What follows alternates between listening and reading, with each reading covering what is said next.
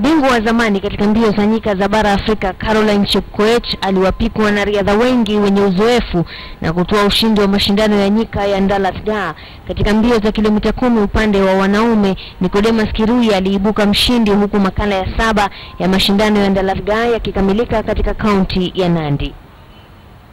7 ya mashindano ya nyika ya Ndalasga yalifanyika Jumamosi asubuhi, huku yakiwavutia mashabiki kutoka maeneo mbalimbali.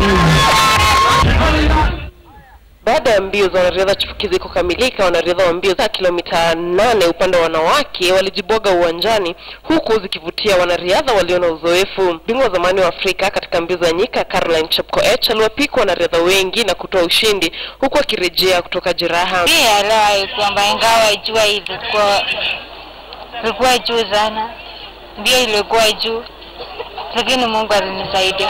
Mbio za upande wa wanaume za kilomita 10, Nicodemus Kirui aliibuka mshindi katika mbio ambazo ziliwavutia wanariadha wa kutajika, akiwemo bingwa wa mbio za nyika za dunia mwaka 2010 Joseph Ebuya. Baadhi ya mabingwa wa dunia akiwemo Asbel Kiprop, Nicholas Bett na Julius Ego walikuwa kati ya mashabiki. Talents are being discovered in this kind of grassroots kind of cross countries. You saw earlier on that there were so many athletes, young athletes, like as young as 11 years. That's when they get to know and discover their talents. The upcoming athletes now, this is where they start their season, so it's good when you cheer them. No, they are our future champions. Kulingana na mwenyekiti wa kamati ya andalizi Abraham Mutai, mashindano haya yalitimiza matakwa ya waandalizi. I want to say that what happened today is what we had planned for.